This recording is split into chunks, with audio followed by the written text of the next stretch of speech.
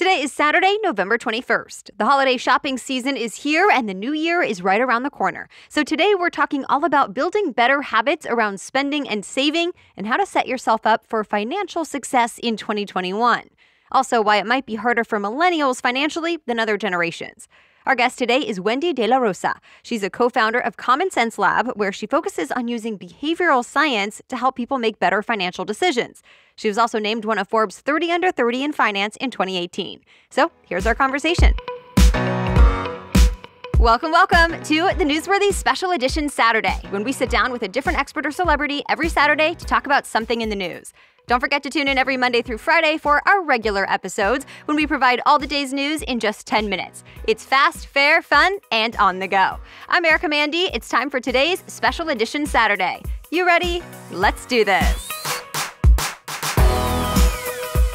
Hi, Wendy. Thanks for coming on the Newsworthy. Thank you so much for having me, Erica. It's a pleasure. So we are coming up on 2021, and a couple of things happen that people are thinking about right now, and that is holiday spending and New Year's resolutions. So let's just briefly talk about holiday spending. What do you advise, especially when we're dealing with today's job market and economy? There's a couple of things that consumers at large can do to help prevent or at least curb their discretionary spending, because we know that unemployment is at very high levels. People are struggling. People are trying to save a little bit more. And there's a couple of things that I like to tell people before we start, and is to say, oftentimes we think that our spending behavior is a moral judgment on who we are and who we tend to be. And we internalize all of that blame for our overspending without recognizing that our environment oftentimes is set up for failure, for our failure.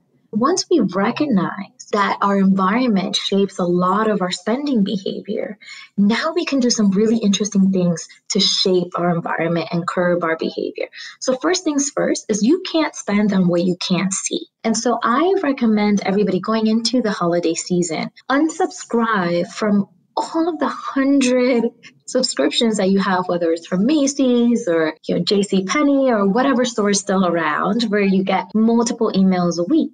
Because what these emails do is that they now put that pair of shoes, that new bracelet into our minds, and then we start to ruminate on it. Now, the second thing I encourage people to do, it's an oldie but goodie, sleep on it. So if you go to many online retailers, they'll tell you the number of people who are viewing the item. They'll add a countdown clock. And all of these things are by design. So sleep on it. And the third and last tip that I give to spenders is to say, look, I am not anti-spending, right? I'm not going to tell you never to spend on yourself. We're humans. We have to enjoy life. We have to savor, especially after a year like 2020. But I want you to spend on things that truly increase your happiness. And so one of the things that researchers have found that increase our happiness is when we spend on experiences versus material goods. Take a class. Try to learn something new. When was the first time that you did something for the first time? And while you're at it, invest in experiences with other people in a safe and socially distant way. Because we know that human connection is such a key component to our happiness. I love it. And speaking of happiness, that's why a lot of people create New Year's resolutions. They want to be happier in the new year. So what do you suggest when it comes to money-related New Year's resolutions as we enter 2021? Erica, that is such a great question.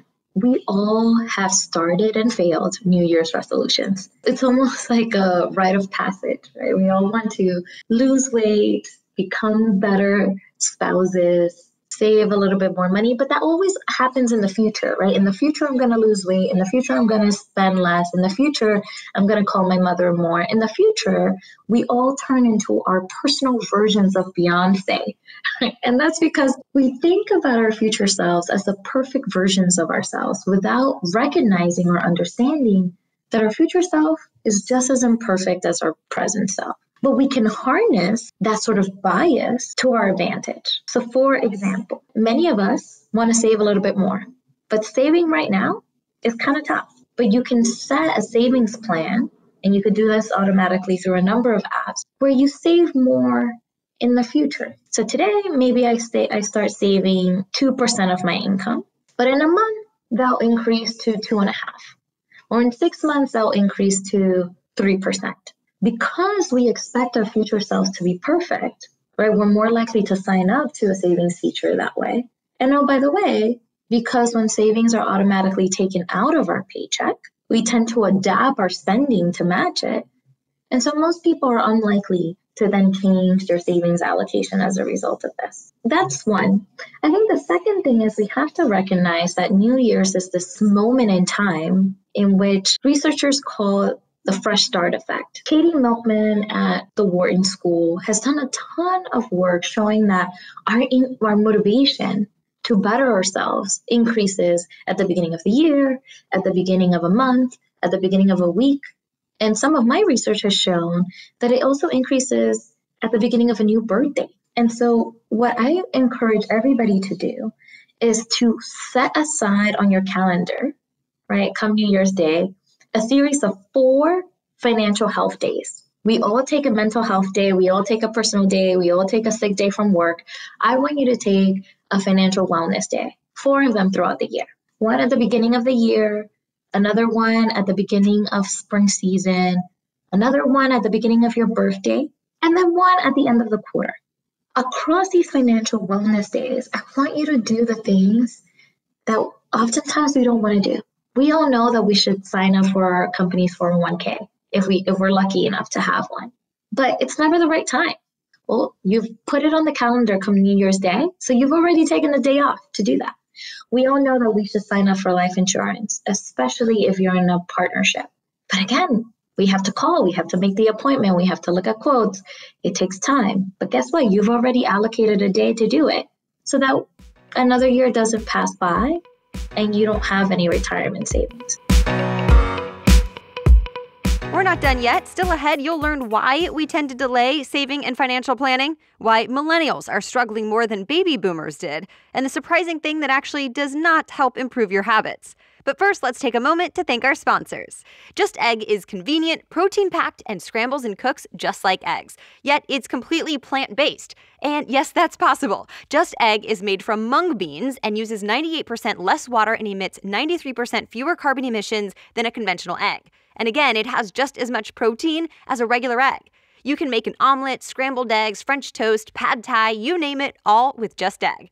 I've already been impressed with the scrambled eggs I've made, and I'm excited to try more recipes. They even have a super convenient toaster-ready version that is perfect for grab and go or for an easy-to-make breakfast sandwich.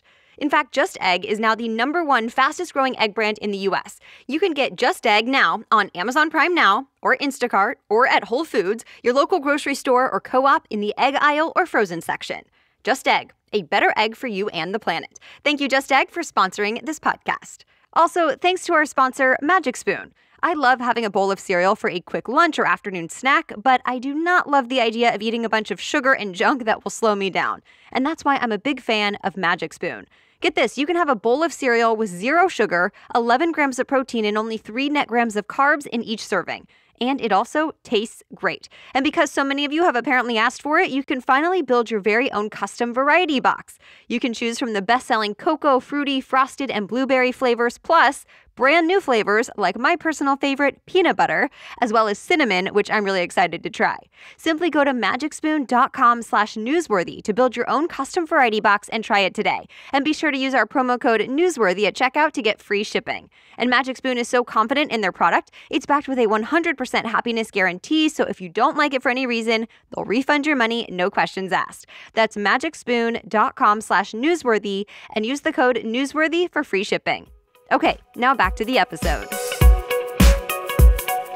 Why do you think we put some of these things off? I know that you said that your work and your research is more about understanding psychology than understanding finance. Can you explain to us why that is and why we act this way? Well, to me, it's very simple. Right? Oftentimes, we expect the superhuman of the human.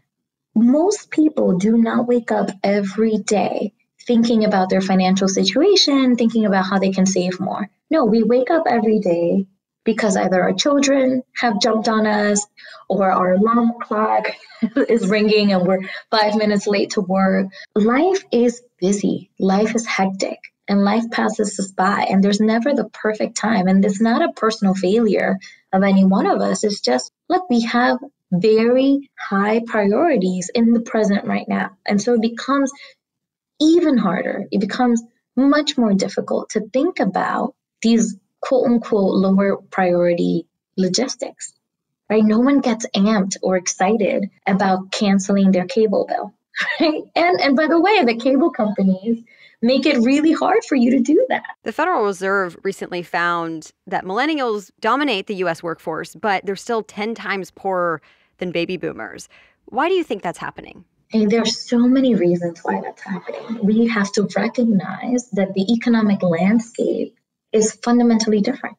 At a time when baby boomers were reaching their prime working years, it was feasible to work and pay off your student loans. It was feasible to have a medium income job and buy a house. It was feasible to live the American dream. And I think we just have to recognize that right now, it is a lot harder. We have trillions of dollars in student loan debt that's sort of crushing the economic power of the millennial generation. I also think that we also have to recognize that the way in which we spend our money is fundamentally different. As a society, across different age groups, we're just eating out a lot more. And part of the reason is because we're working longer hours, right? We just don't have as much free time as we used to have to be able to cook. And especially as you see this rise in dual income households, right, where two people in the household are working, there's just not enough time. The biggest piece of this is that wages have been stagnant for a really long time, while our cost of living has continued to rise. That's not necessarily a question about behavioral science. I think that's a question about macroeconomic policy and what type of policy as a country we want to implement. Anything else you'd like to add, or just a final takeaway for the audience? Oftentimes, when we are struggling financially, or we see someone who's struggling financially, our goal is to engage with financial education courses, right? If I could just teach somebody how to save, or I could just teach somebody how to budget, then all of a sudden, their financial behaviors and their financial situation will change. Sadly, the research shows that that's not necessarily the case. We all know really what we need to do to lose weight. As an example, we need to work out more and eat healthier. By extension, we all typically know what we need to do to increase our financial security. Spend a little bit less and save a little bit more. Financial education programs haven't been shown to change financial behaviors. What does change financial behaviors is changing your financial environment, is opening up a savings account, is setting up your automatic savings transfers. It's really thinking through your financial life. So for example, if you get paid weekly, there are months in the year where you get paid, when you get 5 paychecks. It's a calendar hack. Set your plan so that that extra paycheck goes into your saving. Fundamentally change your environment. And you can learn more about our guest in today's episode notes on thenewsworthy.com. And as always, we'll keep you updated on all the day's news in about 10 minutes, Monday through Friday. Thanks again for joining us. I'll be back on Monday with your next news roundup. Until then, have a great weekend.